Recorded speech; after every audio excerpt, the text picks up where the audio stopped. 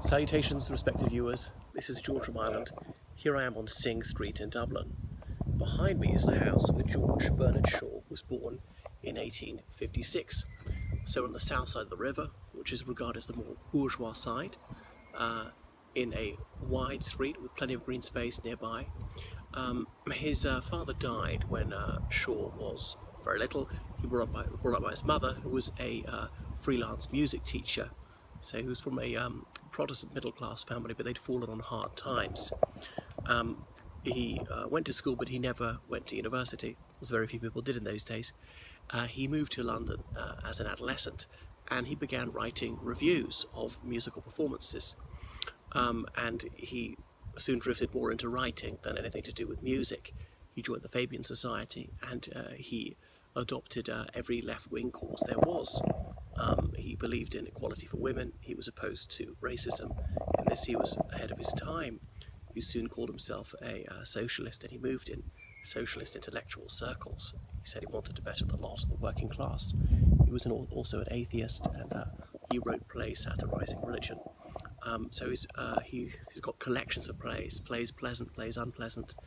The Doctor's Dilemmas is one of his, about why there ought to be publicly funded healthcare, what happens when poor people can't afford to pay for emergency healthcare.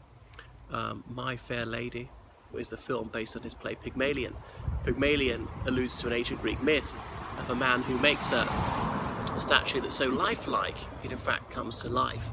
And this is about a Cockney flower girl, as in she's a working class Londoner who speaks in a decidedly proletarian manner, and Professor Henry Higgins, who's a linguist, speech therapist, he takes her on and gives her elocution lessons and trains her to behave as a lady from an upper class family. Can he pass her off as a noble woman?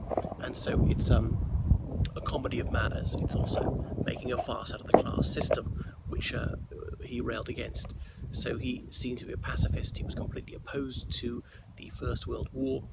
However, he was an advocate of Ireland completely splitting from Great Britain, and indeed for the British Empire being dissolved. So when Roger Casement was sentenced to death, George Bernard Shaw was one of those people who said that he should be spared. Though Shaw didn't speak out against the Easter Rising, so his pacifism was highly selective. He warned against fascism in the 1930s. He was hoodwinked by Soviet propaganda and the thought that Stalin was a delightful chap who was a real humanitarian. Second World War, again, he changed his mind about the morality of fighting. So he said that that the Protestant minority in Ireland didn't need to be safeguarded by being connected to Great Britain. He'd rather be burnt at the stake by Irish Catholics than, say, by English Protestants, which obviously shows how illogical his attitude was.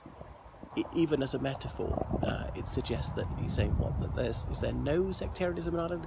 That's daft.